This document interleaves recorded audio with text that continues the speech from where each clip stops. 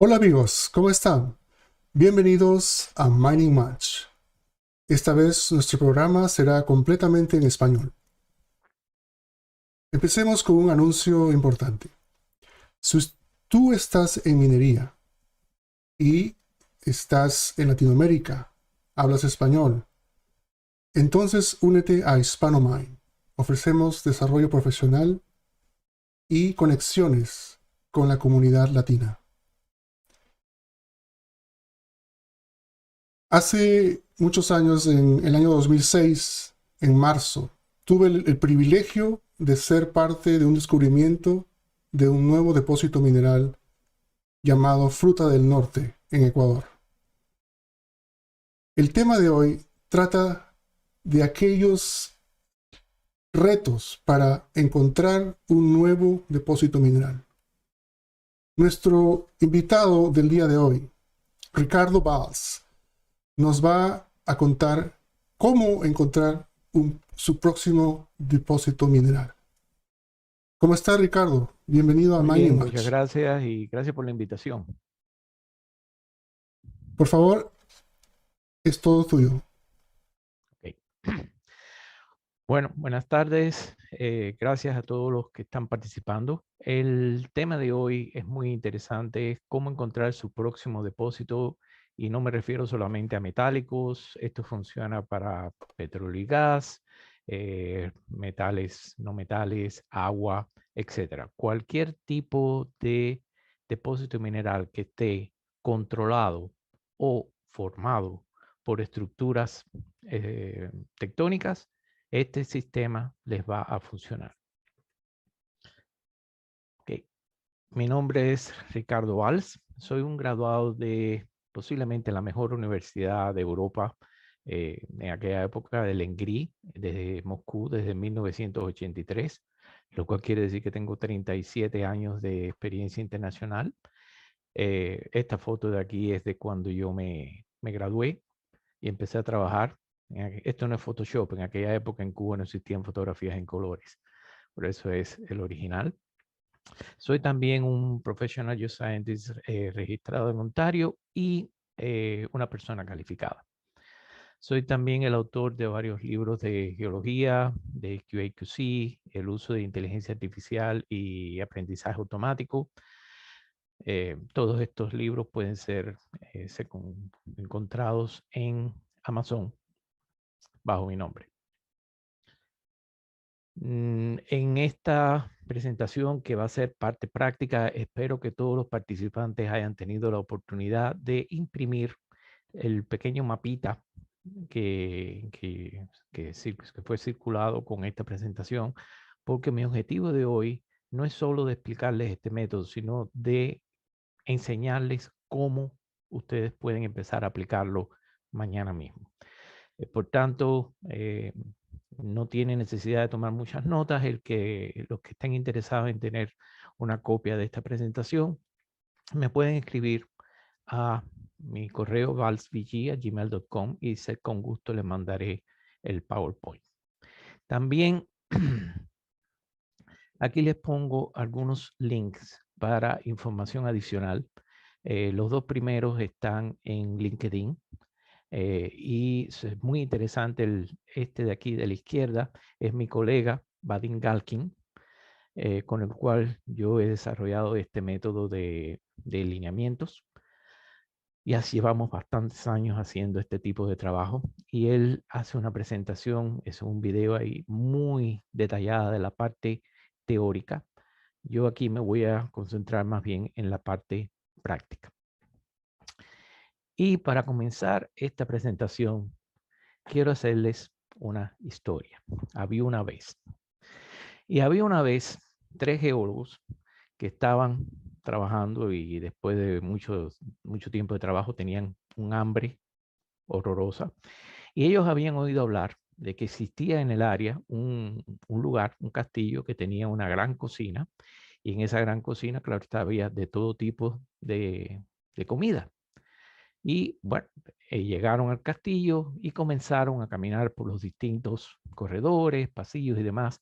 Y ellos empezaron a ver una serie de indicios de que estaban acercándose a la cocina. Había el olor a comida, había comida en el piso y demás. Y bueno, ellos estaban muy contentos. Hasta que por fin llegaron al cuarto de la cocina. Pero el cuarto de la cocina estaba oscuro, no se veía nada. ¿Ve? Y estos 3 geólogos que estaban muriéndose de hambre decidieron que iban a encontrar dónde estaba la comida. El geólogo más joven, lleno de entusiasmo y de impetuosidad, comenzó a caminar por todas partes, pues estaba seguro que en algún momento él iba a chocar con una cazuela que tuviera la comida. El segundo geólogo, que era de mucha más experiencia, decidió ir en una forma sistemática, caminando de izquierda a derecha, de derecha a izquierda, de izquierda a derecha, sistemáticamente cubriendo todo el área de la cocina. Y él estaba seguro que de esa forma iba a encontrar la cazuela con la comida. El tercer geólogo sencillamente fue a la pared y prendió la luz. Esta conferencia es acerca de ese tercer geólogo, del que encendió la luz y encontró la forma más rápida y segura de encontrar la cazuela que tenía la comida. Ahora, ¿por qué este método es tan necesario? El trabajo de la geología, como ustedes saben, es un trabajo arduo, de mucho riesgo financiero. Normalmente se dice que desde que se hace un descubrimiento en el campo hasta que se llega a una mina, pueden pasar hasta 10 años, pueden gastarse hasta 2, 3 millones de dólares y en muchas ocasiones, cuando ya estamos ya a punto de poner la mina en producción, puede haber un cambio en el precio del mercado del metal y sencillamente no se, todo ese trabajo ha sido por gusto, porque con el nuevo precio no es posible hacer la explotación de una forma interesante o financieramente posible. Normalmente ustedes saben que el trabajo de geología comienza con el mapeo, ahora tenemos el apoyo de métodos satelitales y demás, y claro está los métodos geoquímicos, los métodos geofísicos, después muchísima interpretación de estos resultados, hasta que por fin podemos llegar a la perforación, que es la que nos va a decir si encontramos o no el depósito. Mi experiencia, como les digo, llevo 37 años haciendo esto. Yo tengo un reglamento. Yo no perforo para explorar, yo perforo para verificar. O sea, cuando yo voy a poner un pozo en el campo, ya yo estoy seguro de que voy a intersectar algo. Quiere decir que ya he gastado todos los otros métodos antes de poner un pozo porque la perforación es demasiado cara para gastar ese dinero en explorar, sino es mejor para gastarlo en verificar. Muchas compañías tratan de ahorrarse centavos y, como se dice, coger el gato por la cola. Y en realidad, casi siempre que hacen eso, resulta ser que no es un gato, es un tigre. Y las compañías pagan bien caro ese hecho de tratar de cortar las esquinas y tratando de ahorrarse algunos centavos, llevar al descubrimiento de un depósito. Voy a contarles un caso real en Colombia. Esto es de hace muchos años, así que no hay problema. Una compañía A hizo todo como tenía que hacer, hizo su mapeo, hizo sus levantamientos geoquímicos, hizo sus levantamientos geofísicos, hizo absolutamente todo lo que era necesario para explorar y encontraron una zona mineralizada, la perforaron y perfecto, tenían un depósito. Ahora, una compañía B adquirió el terreno inmediatamente al oeste de la compañía A y asumieron de que la zona de mineralización continuaba. Y se lo juro, sin hacer ningún otro tipo de trabajo, nada de geoquímica, nada de mapeo y demás, se mandaron a perforar. Y como yo digo, mamá naturaleza es extremadamente cruel. Sucedió que había una falla exactamente en el límite entre esas dos compañías. Y el cuerpo mineral se había desplazado hacia el norte e incluso había cambiado el buzamiento. Por tanto, toda la perforación que hizo esa compañía fue por gusto porque no intersectaron nada. Así que por una parte, tenemos el problema de que si hacemos las cosas, todo el sistema, paso por paso, lleva mucho tiempo y cuesta mucho. Pero si tratamos de cortar las esquinas, como se decía yo, tratar de coger el gato por la cola, no arriesgamos a que pasen cosas como esta, que generalmente suceden. Digo, la naturaleza no es buena con los geólogos. Yo inventé este método. Las bases del método las inventé desde el 85, 87, cuando yo comencé a trabajar con los métodos correlacionales. Pero fue en el año 1999 que aquí en Canadá comenzó un programa que se llamaba Litoprop, en el cual el gobierno hizo un enorme trabajo de geofísica y geoquímica regional y publicó gratuitamente toda la información, de forma tal que las compañías juniors podían utilizar esos datos y aplicar a licencias. La compañía con la que yo estaba trabajando en aquel momento decidió arriesgarse conmigo y yo les dije que con este método de lineamiento yo podía darles algunas zonas para que ellos aplicaran antes de que el gobierno presentara esos resultados. Y ese fue en el primer proyecto que nosotros hicimos aquí en Canadá, fue en noviembre de 1999, y la compañía aplicó a un área en Rouyn-Noranda. Y para que tengan una idea de la efectividad de este método, yo estaba trabajando con mapas publicados de geología y tectónica y topografía, mapas topográficos de escala 1 en 50,000. Y pude determinar una X cantidad de licencias, esta fue una de ellas, y inmediatamente cuando fuimos a verificar en el campo, nos encontramos estas vetas de cuarzo con oro ahí mismo en la superficie. O sea, la compañía hizo muy bien, cogieron varias licencias. Entre el 2000 y el 2002, yo comencé a trabajar en diamantes, diamantes fundamentalmente en el área de Ontario. Y uno de los descubrimientos más importantes de diamantes en Canadá fue el llamado la pipa de Victor Pipe, que fue descubierta por BHP. Y claro está, para ese descubrimiento se gastaron millones de dólares. En un estudio ciego, en el cual yo no sabía dónde estaba, yo pude encontrar no solo el Victor Pipe, sino otras pipas diamantíferas en cuestión de un par de semanas por unos $50,000. Y también probamos este método con tubos de kimberlitas que no afloraban y tubos de kimberlitas que estaban cubiertos, que son los más difíciles. Y eso fue muy interesante. El último trabajo que yo hice en diamantes en aquel momento, yo estaba trabajando en lo que es el James Bay Lowland Area, que es una zona de pantanos al norte de Canadá. Y estaba trabajando con una compañía privada. Y le di un objetivo. Y después de eso estoy trabajando precisamente en Tennessee para un proyecto de petróleo y gas. Y estando allá, recibo una llamada por teléfono, hablo con la persona del otro lado, estaba gritando, excitada, que esto, lo otro, y no podía entender lo que me estaba diciendo. Le digo, mira, cuelga y llámame dentro de media hora cuando estés más tranquilo.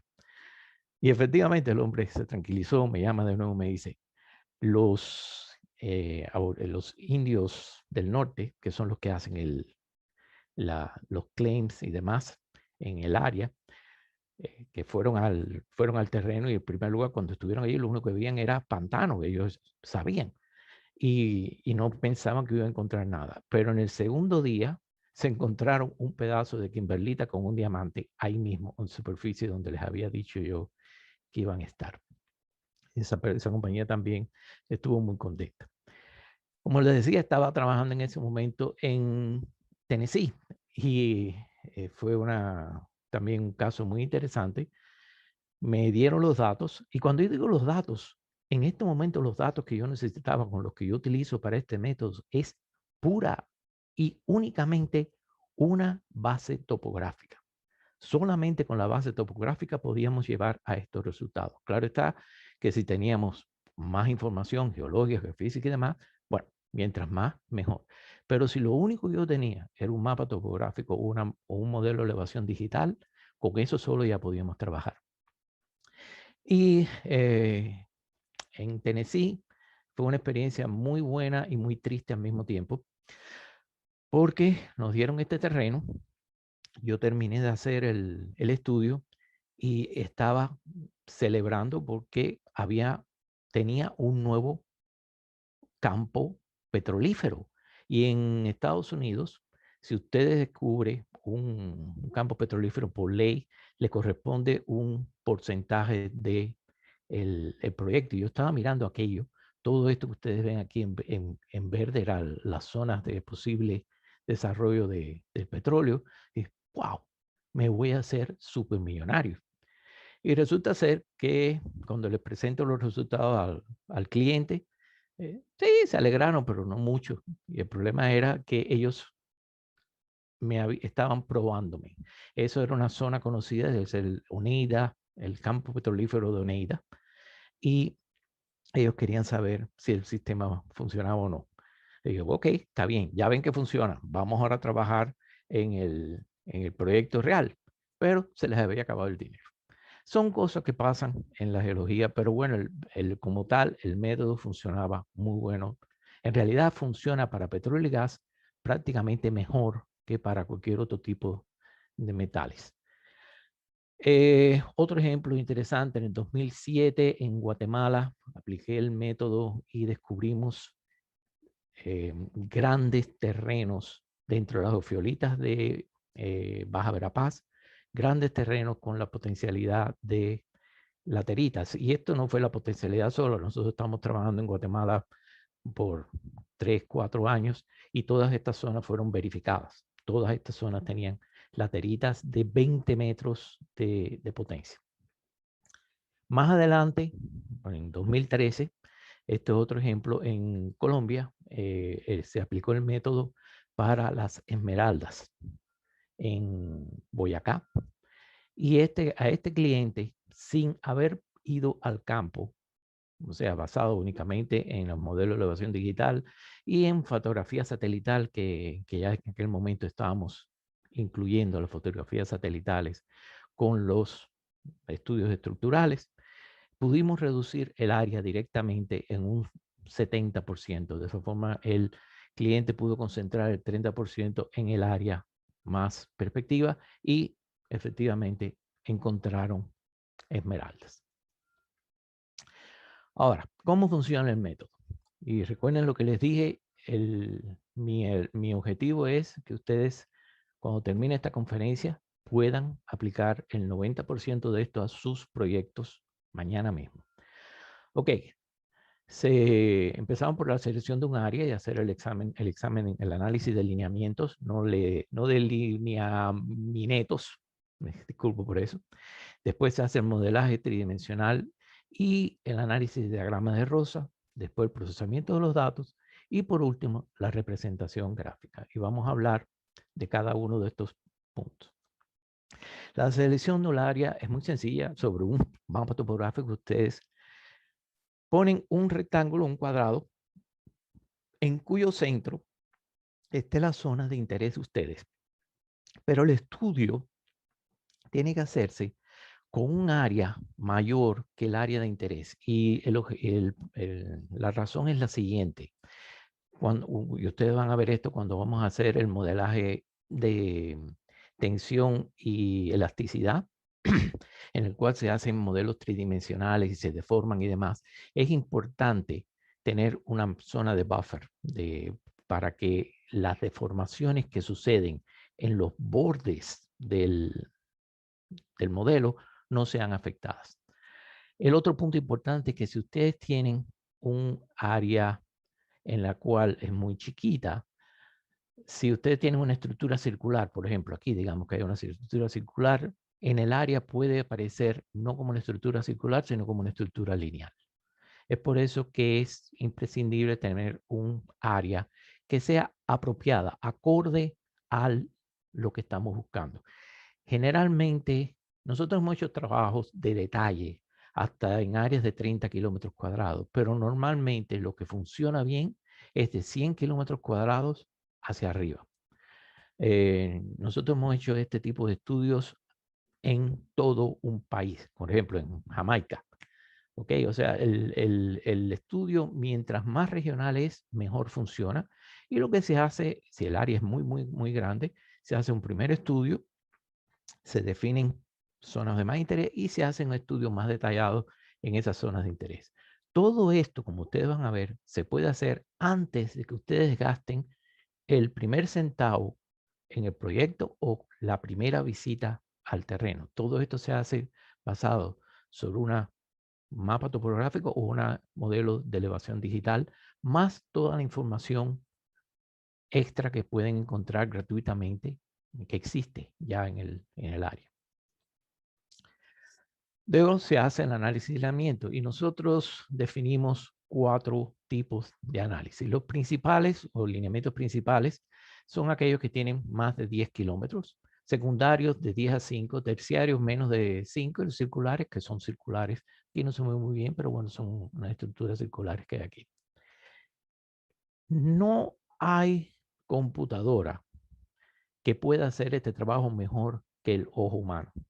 O sea, todos estos lineamientos, y esta es la, no desventaja, pero la limitante de este método, es que esto hay que hacerlo a mano. Esto no es una caja negra, es un trabajo físico que cualquier geólogo puede hacer.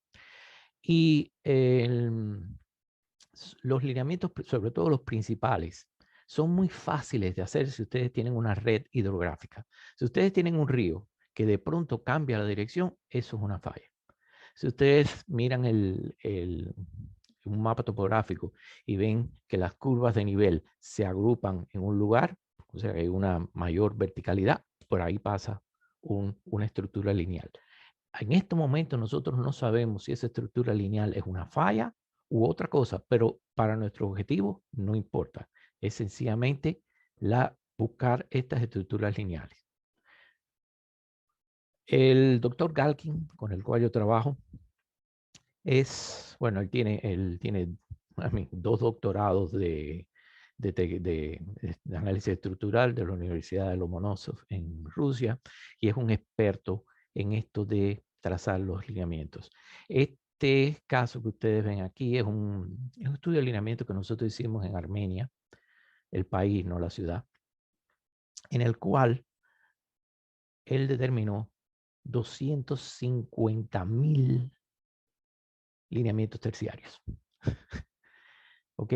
Y normalmente los expertos, los que han estudiado estructuras y demás, comienzan a partir de aquí, de hacer los terciarios, y donde los terciarios se unen con otros, generan los secundarios, y donde los secundarios se unen con otros, generan los principales. Pero esos son los especialistas.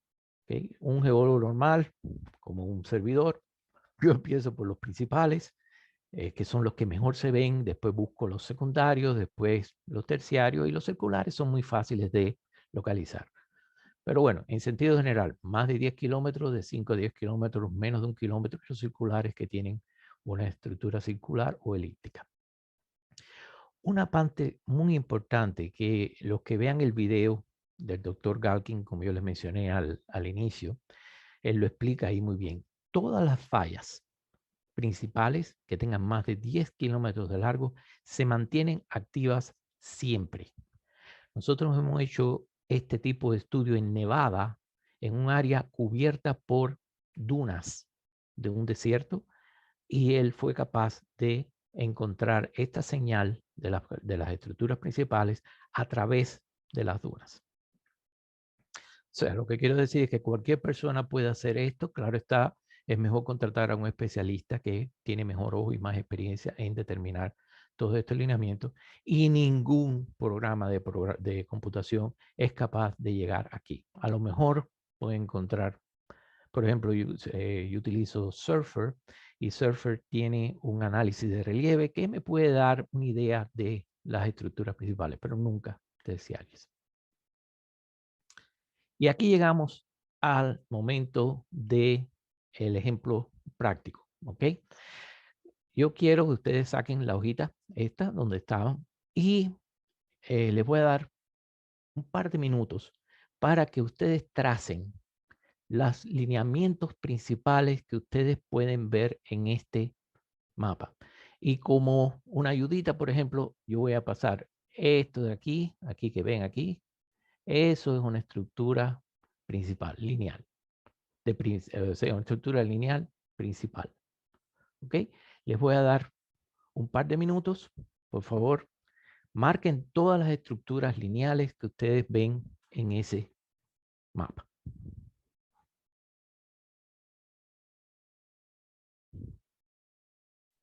Espero que todos tengan el mapa, o la mayoría. Gracias.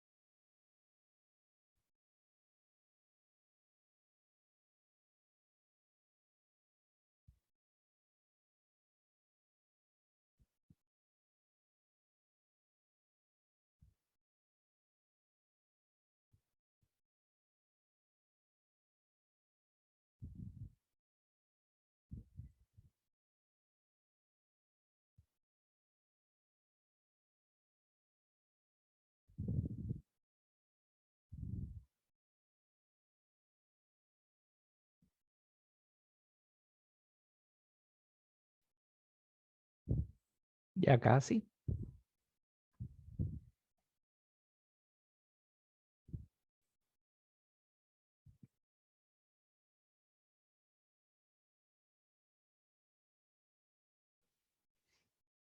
Ok. Espero que ustedes hayan obtenido al menos estas líneas que están aquí. Esos son casos de las estructuras lineales principales que hay en ese mapa. Ahora les voy a dar un minuto nada más, no dos, un minuto, porque ya ustedes me imagino que ya hayan entendido cuál es la función, cómo esto funciona, para que encuentren las estructuras secundarias, que son estructuras más o menos lineales, pero más pequeñitas que estas grandes que tenemos aquí. Recuérdense que la estructura principal son de 10 kilómetros para arriba, las secundarias entre 5 y 10 kilómetros. Para que tengan una idea, es aproximadamente en ese mapa, digamos, un tamaño así. ¿Ok? Arriba, traten de encontrar algunas estructuras secundarias. Acabo de enviar el mapa por el chat si a alguien le falta.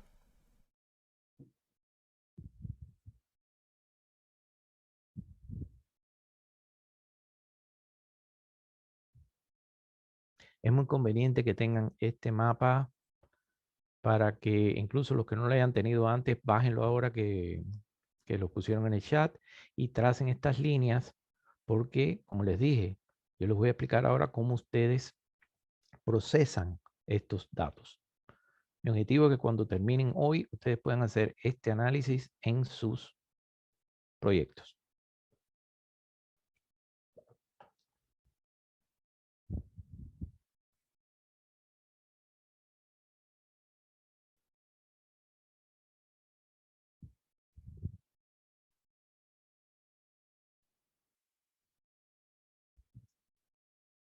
¿Ok? Pondríamos algunos secundarios. ¿Ok? Y quité los principales para que no se compliquen mucho. Ahí tienen un ejemplo de algunos alineamientos de carácter secundario. Y con respecto a los circulares, les voy a dar 30 segundos porque ese es fácil de ver. 30 segundos para que me encuentren al menos una estructura circular en este modelo. No vamos a hacer los terciarios porque terciarios, como les digo, siempre generan demasiada cantidad de lineamientos y esto es sencillamente para darles una explicación de cómo funciona.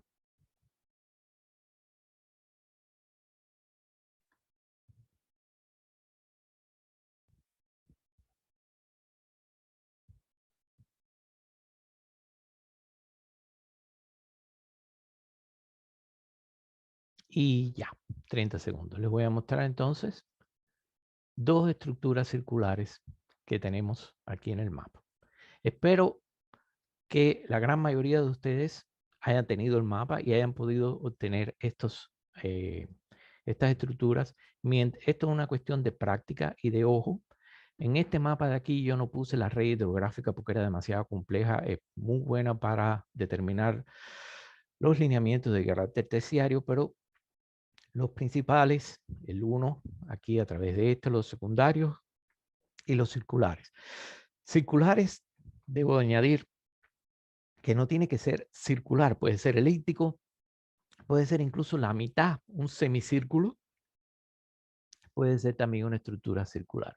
Ahora, una vez que tenemos esto, vamos a ponerlos todos juntos y tenemos que contabilizar todas las intersecciones que hay en el mapa para tener una información de la cantidad total de intersecciones, pero también el tipo de intersección que hay entre, por ejemplo, aquí entre la circular y la principal, aquí entre la secundaria y la principal, aquí entre la secundaria y la secundaria. O sea, es importante poner todos los puntos. Aquí no están puestos todos, por ejemplo, aquí no está puesto ni este, ni este, ni este. Y esto es sencillamente para darles una idea y no quiero poner muy complejos gráficos. ¿Okay? El objetivo es que ustedes entiendan cuál es el procedimiento. Primero las estructuras principales, después las secundarias, después las terciarias, que no las presenta aquí, después las circulares y ubicar todos los puntos de intersección. Y ahora, ¿cómo llevamos esta información a una tabla, a dígitos que podemos entonces comenzar a estudiar? Y eso se hace poniendo una grilla sobre el mapa. Y esa grilla, el tamaño de la grilla depende del grado de detalle con el que ustedes quieren trabajar. Ustedes pueden hacer este estudio, digamos, en una escala 1 en 50.000. En ese caso, los rectángulos serían 500 por 500. Puede hacer uno en 25.000, uno en 10.000, o uno en 200.000, o uno en 1.000.000. Pero sencillamente tienen que crear una grilla y en cada rectángulo de esta grilla tienen que contabilizar la cantidad de lineamientos de primer orden, de segundo orden, de tercer orden, de circulares, la cantidad de intersección total y la cantidad de intersección entre cada uno de estos elementos. Durante mucho tiempo nosotros hicimos esto a mano y se puede hacer a mano, no es una cuestión tan difícil. Pero ya, bueno, como les digo, yo estaba haciendo esto desde 1999.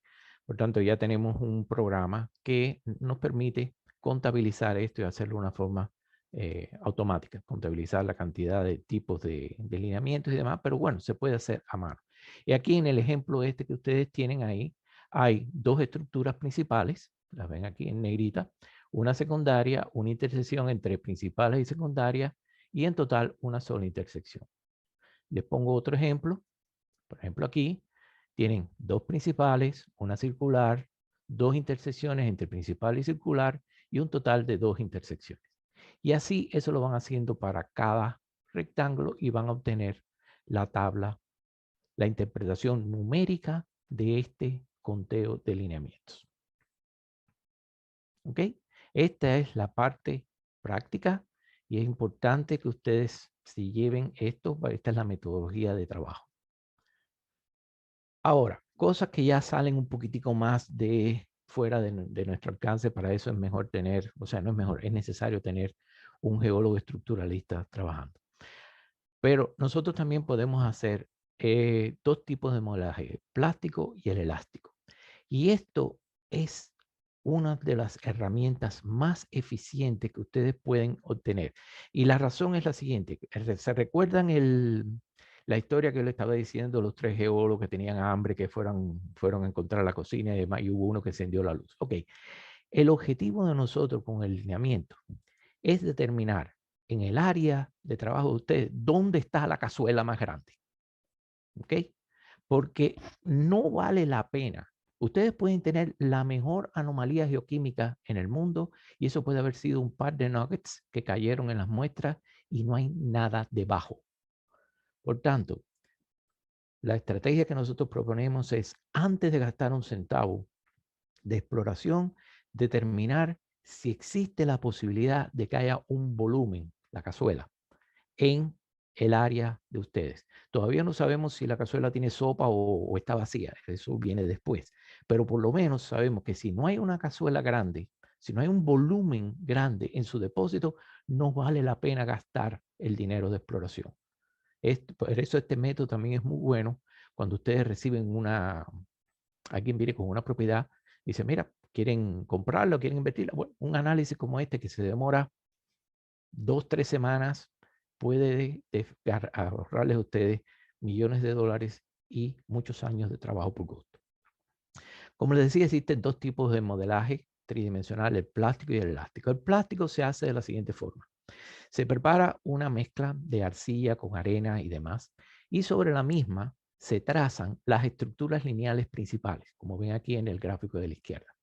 Y este modelo de arcilla se deforma en total en 32 formas distintas. Para arriba, para abajo, para arriba, para abajo, por aquí, para acá, se compresiona, se dilata, se exprime. Todas las formas posibles, habidas y por haber, de deformar este modelo. ¿Qué es lo que sucede?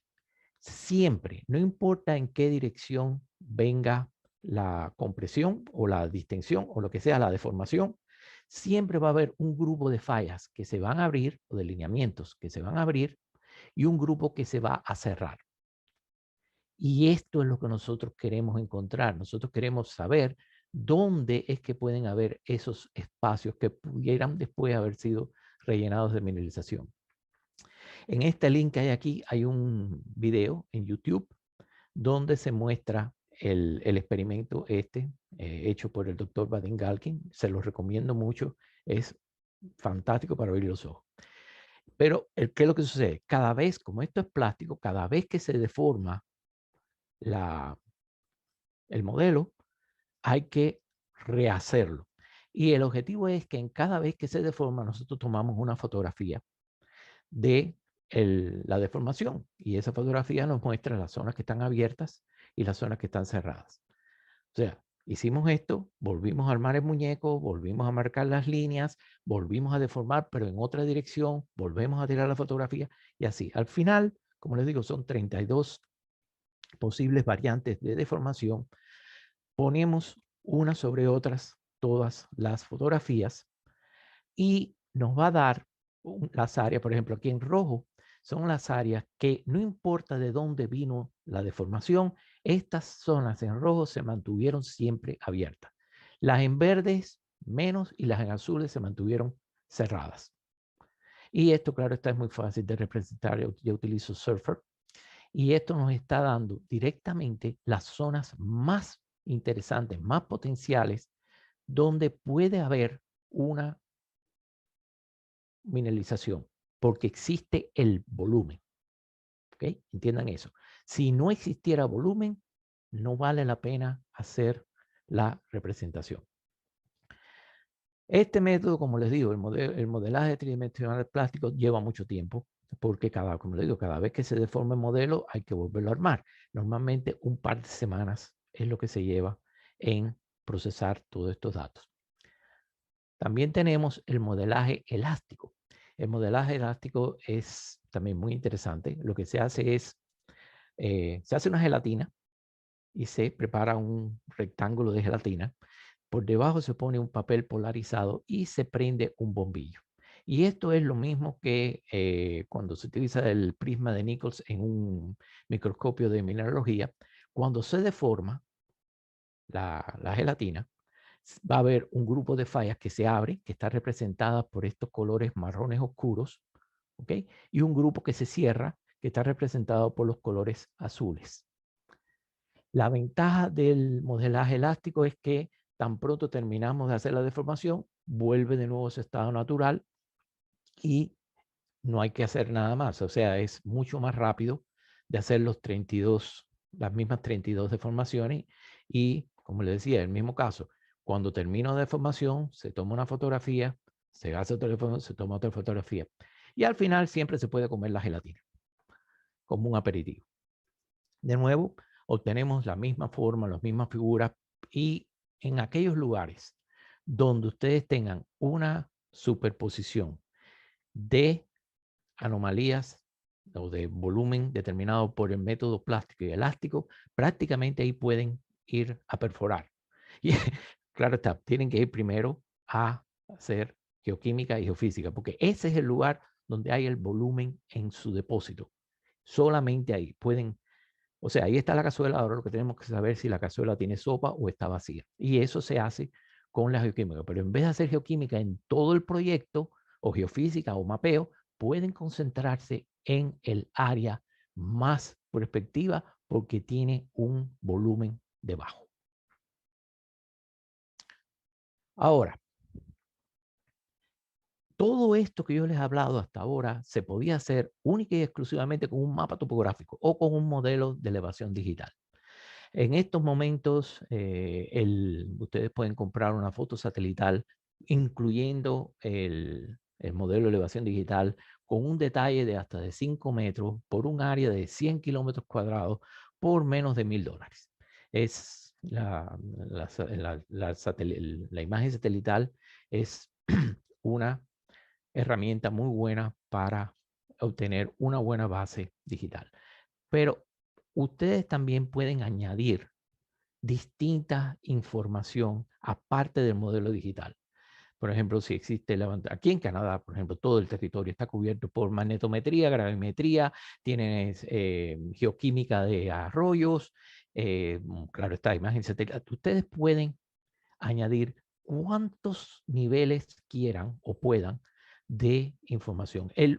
La única restricción es que el área que ustedes vayan a incluir tiene que ser cubierta, o sea, el método que van a utilizar, el área tiene que cubrir enteramente la anomalía. Por ejemplo, este caso aquí no funciona porque no nos da nada tener información de una parte y no de la otra.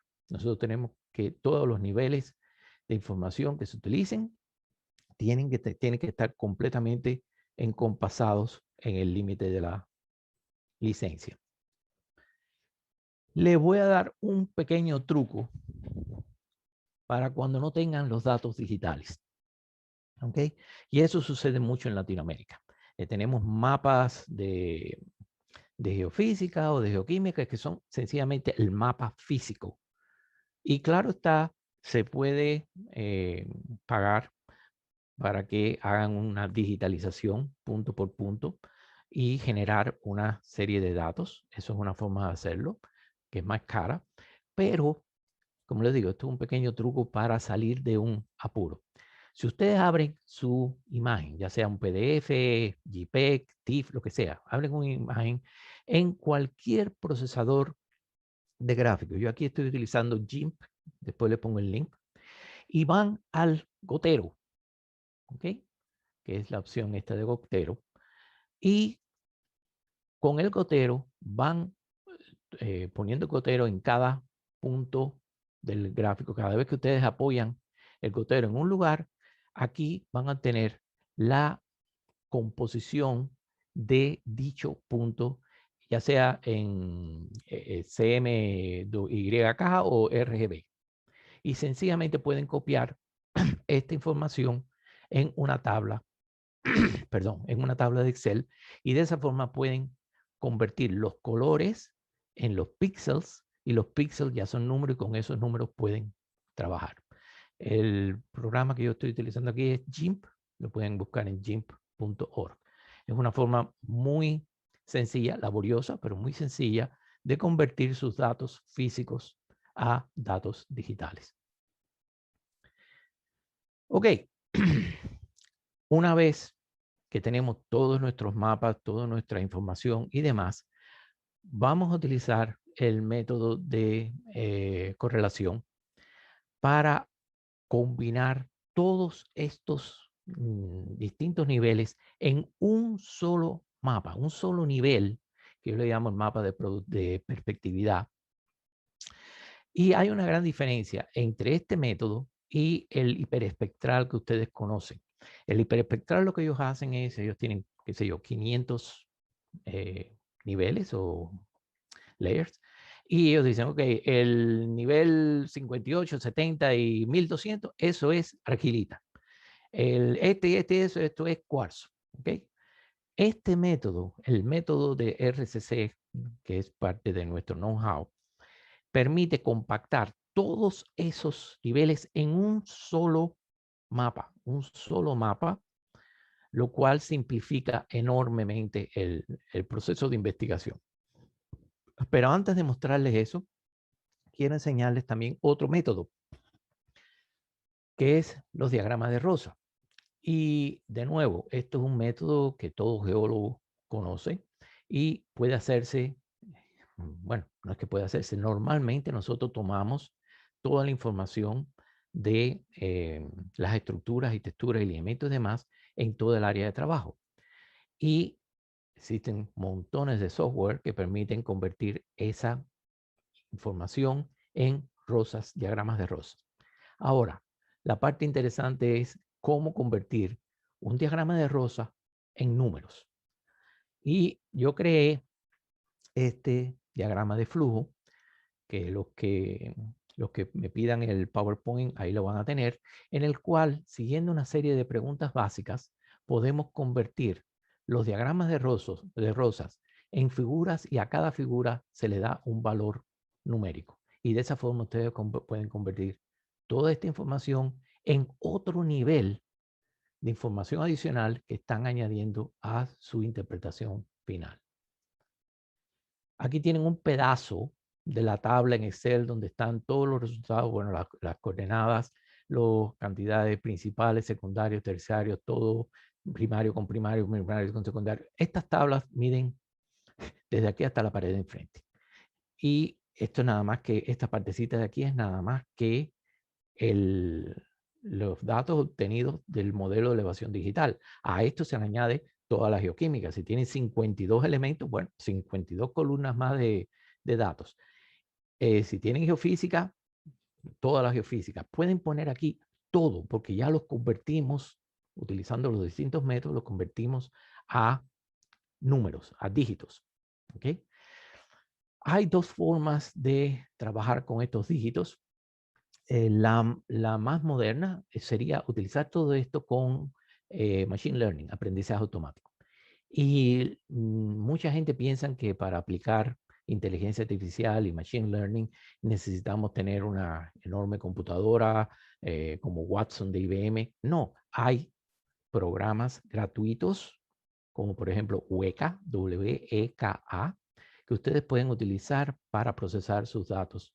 Yo yo publiqué un libro en el cual hay una guía paso por paso de cómo utilizar Weka para procesar los datos. Pero también normalmente ustedes pueden procesarlo con Excel.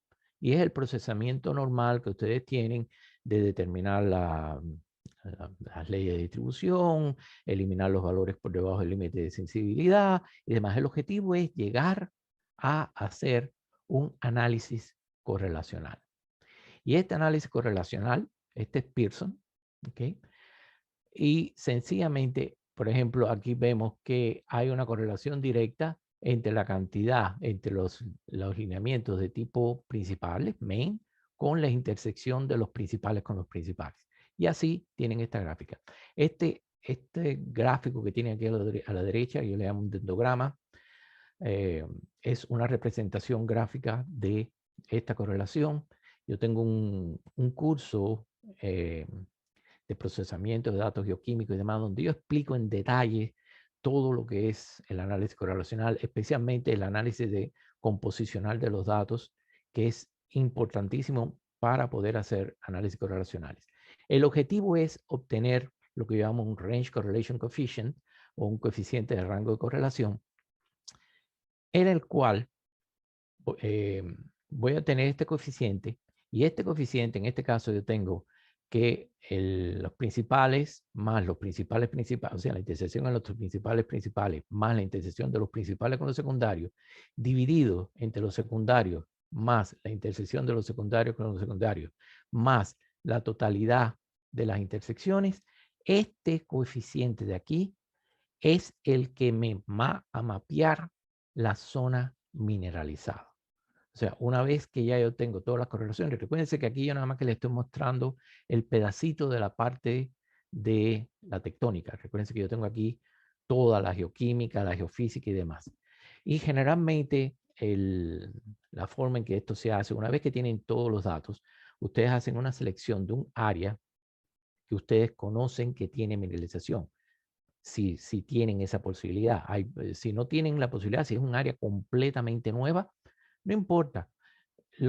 Siempre sabemos que es muy importante las estructuras principales porque son las más profundas. Las estructuras circulares generalmente están asociadas a volcanes o intrusivos y es muy importante la cantidad de intersecciones.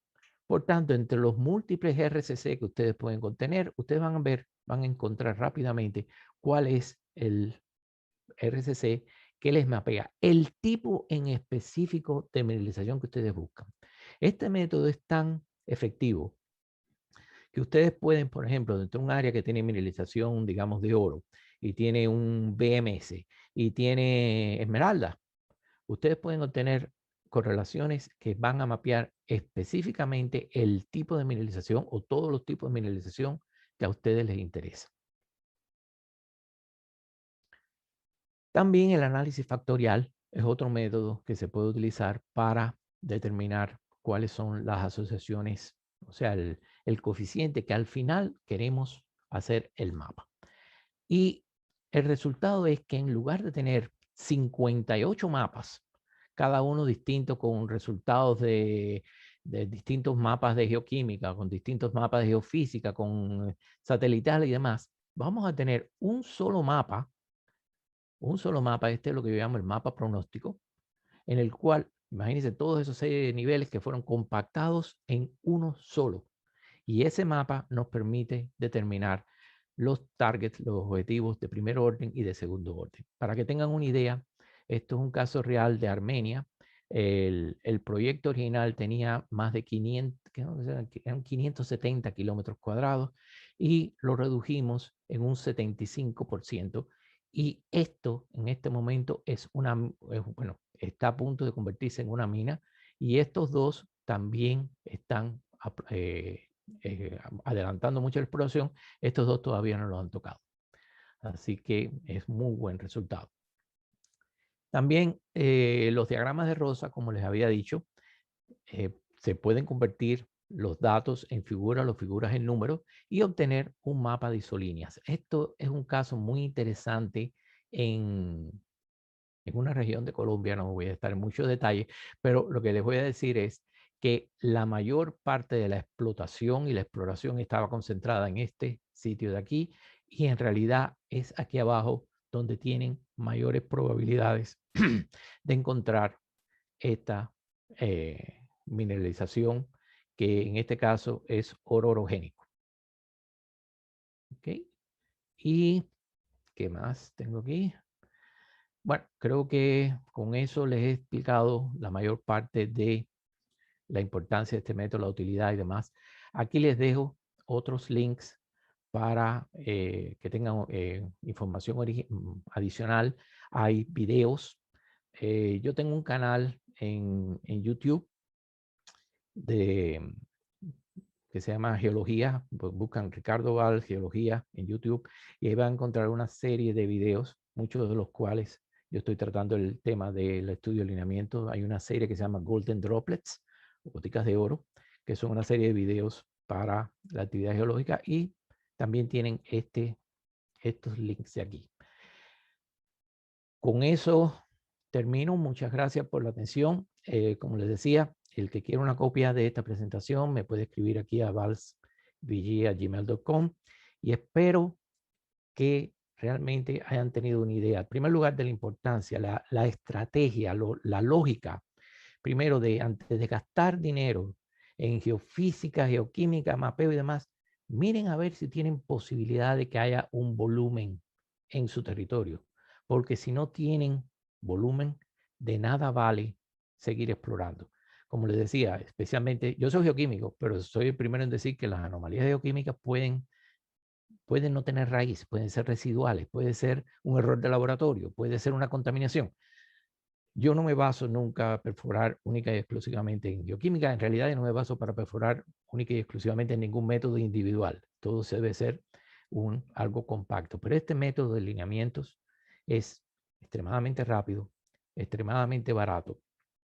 Les va a definir directamente dentro de su territorio dónde deben ustedes concentrar el esfuerzo de ustedes, su dinero en el depósito, en el futuro depósito. Así que con eso termino. Espero que les haya sido de interés y si tienen alguna pregunta, aquí Gracias, estoy para Ricardo. responderlas. Estimada audiencia, acabo de activar sus micrófonos. Si alguien tiene una pregunta, por favor, proceda ahora.